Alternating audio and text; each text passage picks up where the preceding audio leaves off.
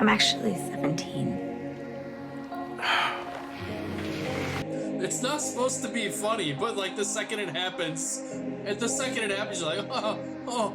I told you, sex is addictive. What? Who the hell is this? I'll do anything for you, guy I met a week ago.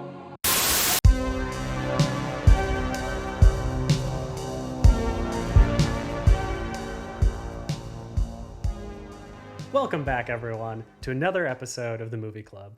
We are your bad movie boys, Matt, Tommy, and Collie. If you want to be a member of the Movie Club, just go ahead and click that subscribe button. And with every subscription, you get one complimentary compliment.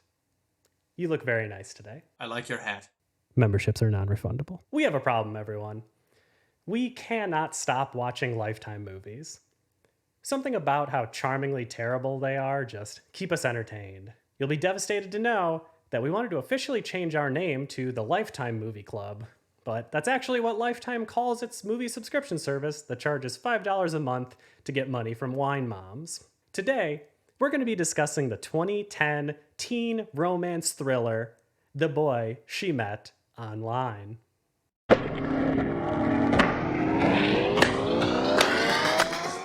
Cammy Winters, not a porn star despite the name, is a 17-year-old high school student who's been committing a crime.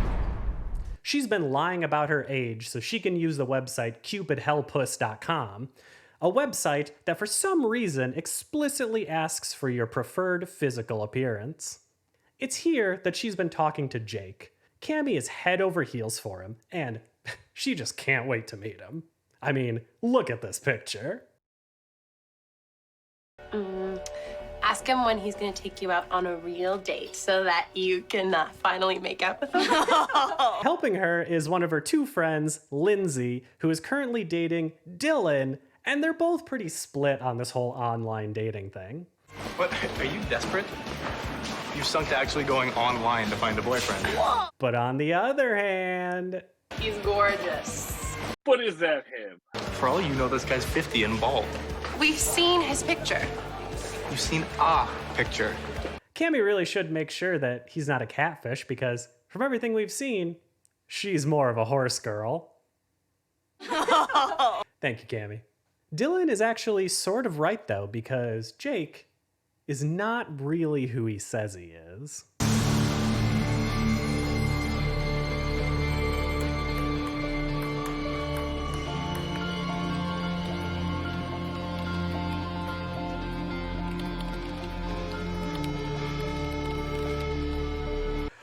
What? No! Jacob's in prison? But he said he was a college student. Come on, she thinks I go to Penn State, not the state pen. That joke did not age well, or it aged really well. One of the two. They literally set this movie in Pennsylvania so they could make that joke. He should go back to jail for the way he fucking types on a keyboard. Why do they allow prisoners to sign up for dating sites in jail? That seems like a big no-no. Cammy very clearly did not read the dating website when she was filling out her profile. She wrote location, sexy, age 18 to 35, gross for a high school girl. And then she also put she wants someone who has children, but the amount of children she wants is 0. I think she's specifically asking for someone that has lost a child, which is really fucked up. Everyone's got a kink. The writers didn't really read the dating profile site either. Speaking of the writers, for some reason, they added Cammy's mom's best friend, Kendra, into this movie as some sort of MacGuffin. For absolutely no reason at all. Just like for the fact that they didn't want to write any sort of strong male character who was a positive role model. All the men who would be parents in this movie are dead, and they all died being shitheads. And every single other man in this movie is either a burglar murderer or Dylan. I could see how you jumped to that conclusion. Wait, except Doug too. So Doug who sells free real estate. It's free real estate. And has been horribly friend-zoned by Cammy's mom, Tori. Doug could care less about seeing me. It's you he can't get enough of. Come on, we're just friends. Does he know that? Anyway, so to fix the shitty writing, the writer added in Kendra, who is now here. She's here to co-parent. Yeah, that fixed it. Jacob is getting released from prison soon, but the problem is Jacob has been in prison for 3 years, so he needs a place to live. So his visitor is his sister, Celeste. But apparently Jacob is such an asshole that not even his sister wants him to live with her. What am I supposed to do when I get out? Where am I supposed to go after they release me?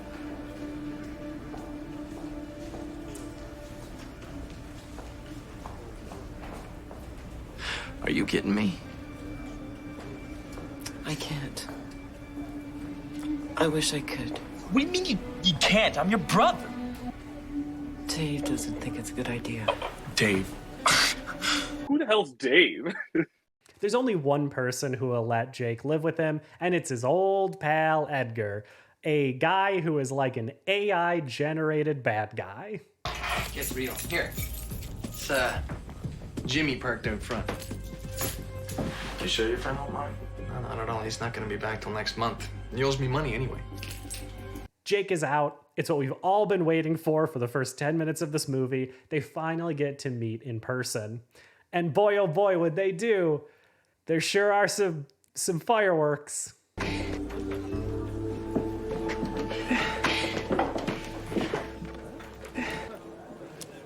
They meet up at a coffee shop, and it's very hard to tell which one of them has been deprived of human contact for the last 3 years.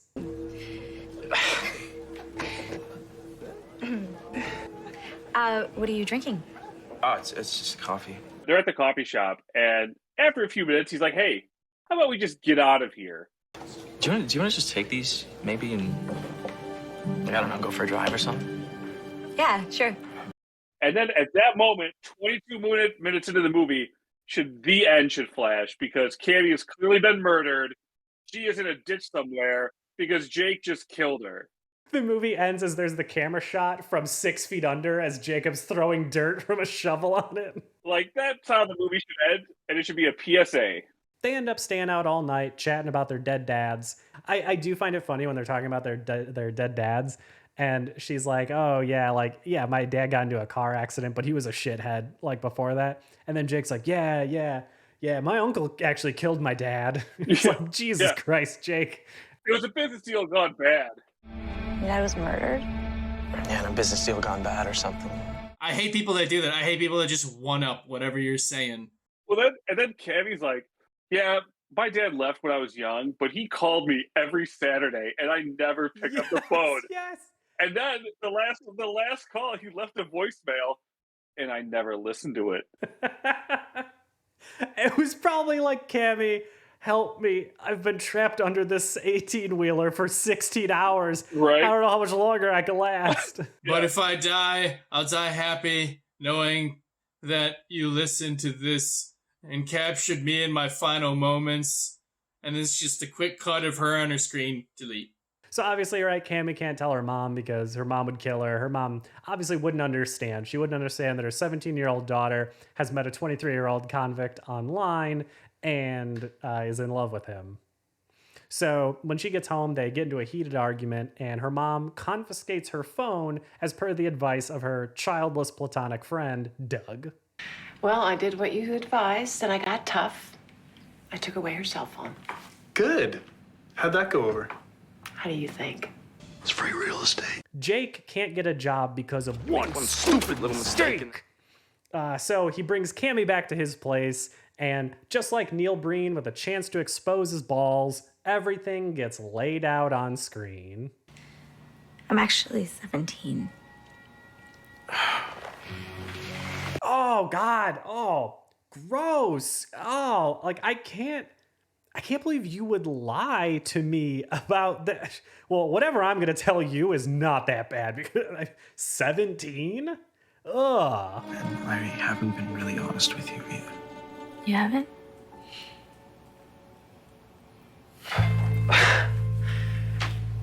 How do I say that? Oh, God.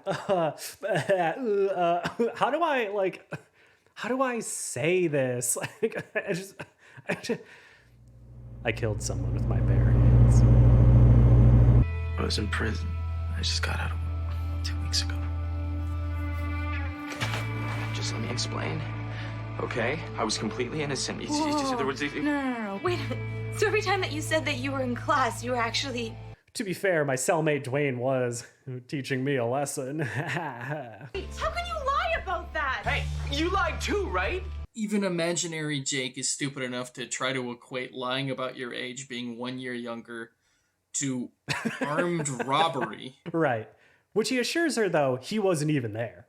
My ex was the most evil person on the planet. The store where she worked got robbed right after we broke up. And a couple of guys, they went in there with masks and guns and beat the owner. I don't know, because I wasn't even there. Yeah, he wasn't at that 7-Eleven on 6th Street with the Michael Myers masks. He didn't do that. I'm never gonna lie to you again, ever. I swear. Except for that time I said I wasn't committing a crime. I did do that. I definitely did that. Oh, actually, remember how I said Edgar was actually my friend? Yeah, he actually helped me rob that place I wasn't. You know what? We'll start from scratch in like a week. Anyway, they do the human Voltron, and her mom calls Jake from Cammy's cell phone because if you remember, Tori has Cammy's cell phone. And who the fuck answers the phone like this?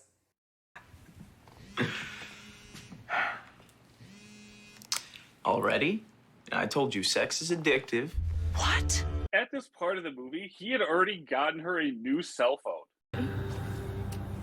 You got me a phone? Yeah. So what did he think? Like, he's like, oh, she must have got her phone back. Hey, I'm glad we had sex last night. I told you sex is addictive. I learned that in prison. Tori is snooping around Cammy's room because of that phone call. Cammy gets upset. She threatens to leave. Then, they get to talking. They start crying. Do you think I wouldn't approve of Jake?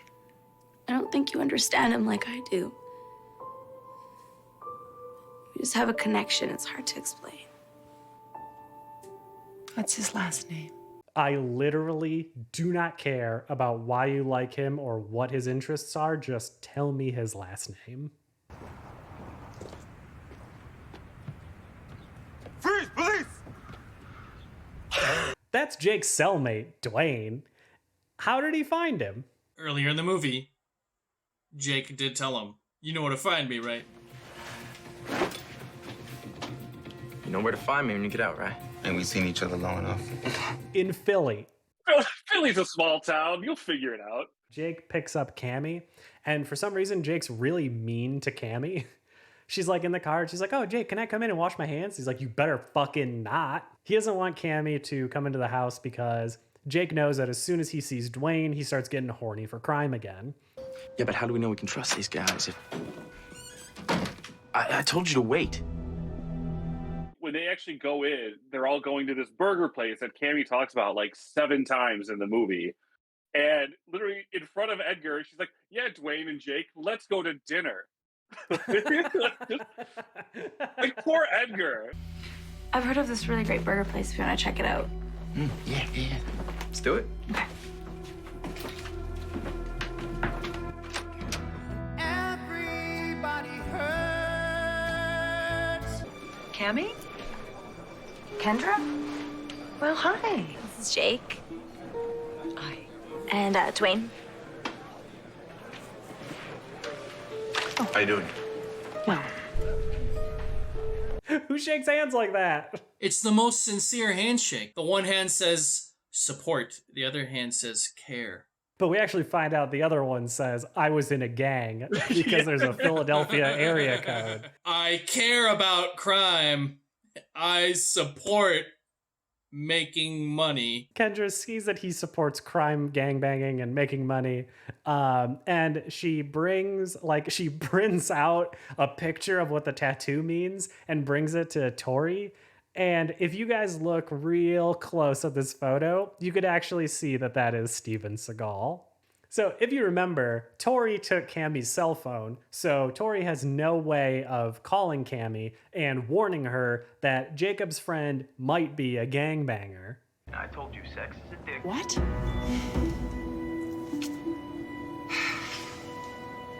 Oh, great. I have her phone. So Cammy's mom goes to the police to find out more about Jake in the hopes that the police will track Jake down and throw his innocent ass back into prison. Look, unless you send him back to prison, there's no way my daughter's gonna stop seeing him. Miss Winters, I can't do that unless he commits some sort of crime. Well, isn't it a crime to be sleeping with a 17-year-old girl? Not when the age of consent is 16. Maybe don't seem so jovial when you mention that in front of the mother. 16, right? Yeah. I mean, no, it's an issue. It's definitely an issue. While her mom is trying to put an innocent man back in prison, let's see how Cammy and Jake's second date is going. Something you said today really bothered me. That whole thing about you going to New York. Listen to me. I don't want to go without you. Okay, so don't worry about it. We're just gonna wait. A year's not a big deal. What? Why? But she just found out, like a day ago, that he was in prison for the last 3 years. And now she's just like, yeah, you know, fuck college. Yeah, this is the love of my life. I'll do anything for you, guy I met a week ago.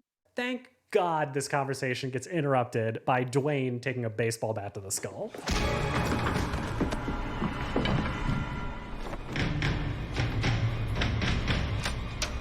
I'm not gonna be unhappy. I'm telling you, I want to stay. What about your... Stay in the car.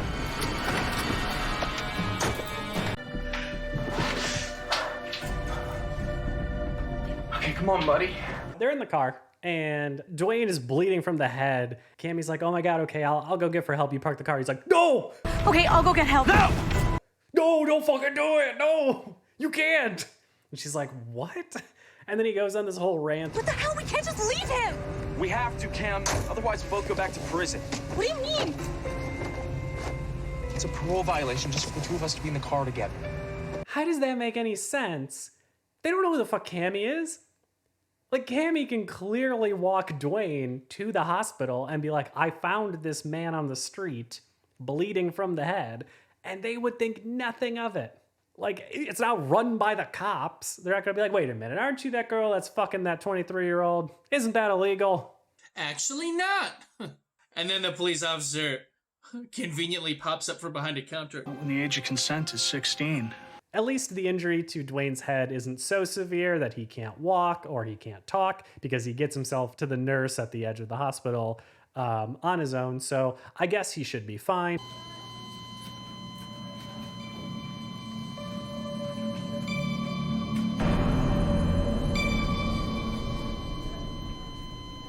He's dead? Because the doctors are like, well, he's got a severe brain injury. Let's put him in a medically induced coma. Doctor, what did you do? They say when you have a concussion, the best thing to do is to go to sleep. Or is it to not go to sleep? Oh, shit. And I know everyone in your life keeps letting you down, but I'm not gonna be one of them. Dwayne didn't let him down. Dwayne died. You think his dad gets gunned down during a deal gone bad? He's just holding his dad's hand while he's bleeding out. And he's like, I'm really bummed, Dad. You're letting me down. Tori's platonic friend Doug is going to work his IT magic to find a place or places where Jake might be staying. So he ends up finding the address and the phone number of Jake's sister. I found 2 addresses. In reality, they can't find Jake because he is with Edgar hunting Dwayne's killer.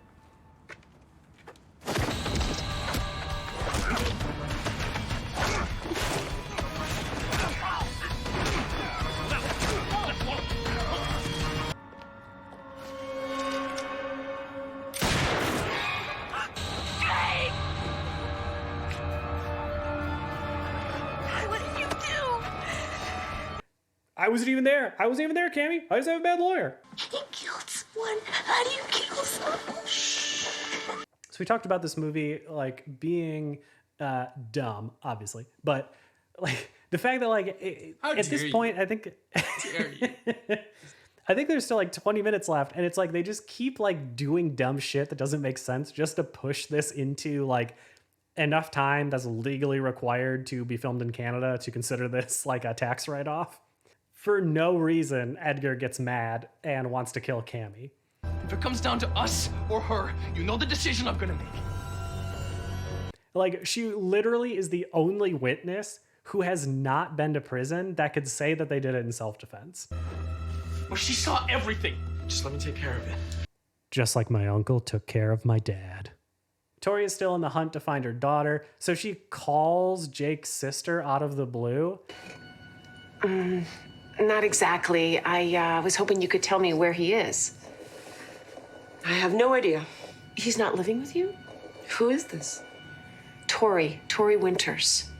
That doesn't mean shit. Like, repeating your name isn't going to make her be like, oh, Tori. Yeah, my idiot brother's underage girlfriend's mom. Yeah. No, I know you. To make things even wilder, Tori just shows up at her house.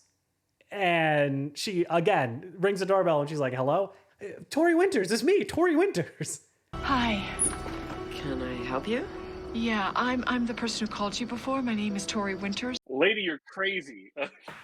He gave his parole officer this address, so I thought that The fuck was that? Your mother, right? Yeah, what the fuck was that? You saw. What do you think that you was? saw my kid. The fuck do you think that was? That could have been anyone's kid. I left the door open. It could have been anyone's kid. It's free real estate. So Tori shows up at the cabin and she finally gets to meet the man of her daughter's dreams. You must be Jake. I gotta go.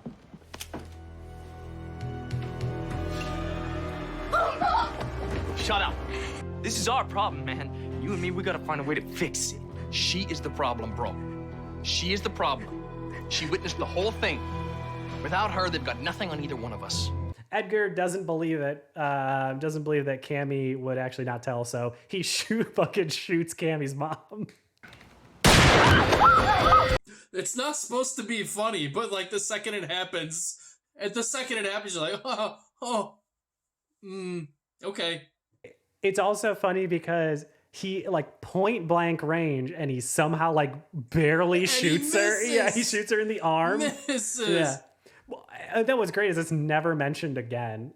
Like her mom survives and they never bring it up. She doesn't have any band-aids or anything. It's like, did it even hit her?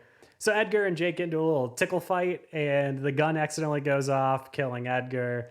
Big surprise. They call the cops and this doesn't look good for Jake because he's still on probation and being near 3.5 murders a week since he's been out of jail doesn't look real good for him. So at this point, you're thinking, all right, he's going back to jail and we're going to get a scene where Cammy visits him in jail and she does a little, I'll always wait for you, or you're the love of my life, I could never leave you. Nope. So I guess this is it.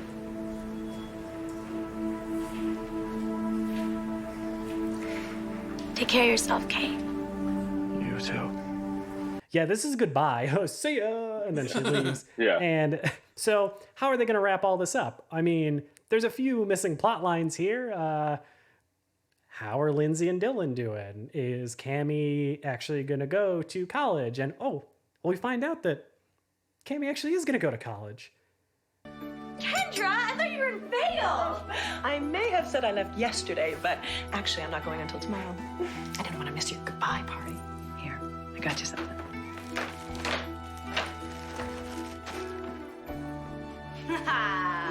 That's awesome. It's the worst fucking gift. It's not even a nice one. It's just like letters on a shirt. And that's the end. It just goes black. That's awesome. That's the end. So there's the after credit scene. Is there? Yeah, where it's like 20 years later and Jake finally gets out of prison and then he ends up at a motel and then he carves his name into the ceiling and then he hangs himself. No, wait, that's something else. That's something else. That's something else. Okay, I don't know if you guys know this, but this is not a joke. There are actually 2 endings to this movie. There wasn't even one ending to this movie. So wait, they chose the better of 2 endings. This was the better of 2 endings. Okay, I'm excited. In a different cut of this movie, She doesn't get the I Heart NYC shirt. She gets tickets to the X Games. Whoa. What? Although Kendra did talk me into it. Tickets to the X Games? Are you kidding me?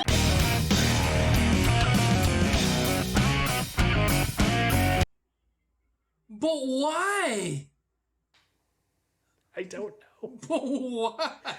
I have no idea.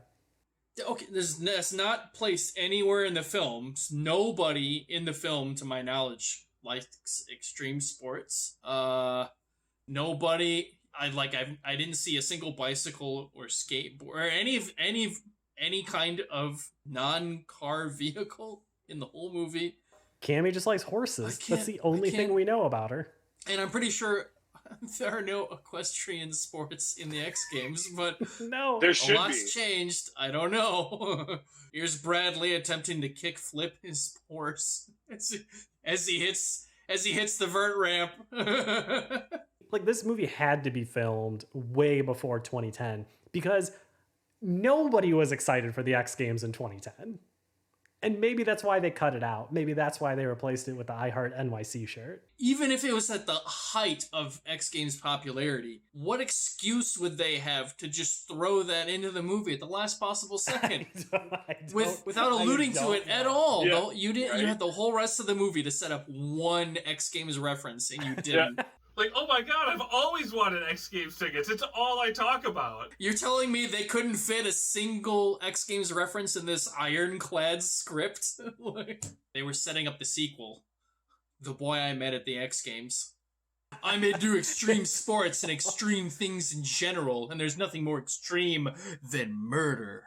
I'm Cammy, I'm 17. What's your name? I'm Don Vito. My nephew plays drums in the band that's playing. Horrifying. Guys, any final thoughts? What'd you think of this movie? I was just hoping more it was like he terrorizes them or something, not like an actual like love story between the two people. They had elements of what could have made a movie good, and then they wasted every opportunity to tie threads together and then to build something important or like at least entertaining. They took every strand and then they just left it alone. Yeah, the backbone of the premise is they gave prisoners internet access. And the best they could come up with is like the one actually hunky prisoner finds a match online and he is who he says he is. That's fucking boring. All right. Well, that's it. That's our review, our walkthrough of this glorious, glorious Lifetime movie. We will be back in a few weeks with not a Lifetime movie. Shocker, I know. And a movie that doesn't deal with old men falling in love with underage women. So we're very excited for what's to come. Thank you, everyone, for joining us, and we will see you next time. Bye-bye. Listen, I gotta run, princess. Can I call you that? Sure. What do I call you? Inmate 624837. Like, What is it with you and war analogies? I don't know. It's too much Call of Duty or something. Yeah, I'd say so. Yeah, he's like, wait a minute, Jake Byers? Jake Body Bag Byers? Would that be his Xbox gamer tag? Oh, I gotta tell you about my Call of Duty clan. It's so crazy, like he just runs around killing people while yelling, I wasn't even there, I wasn't even there. We're a clan IFRE, it's free real estate.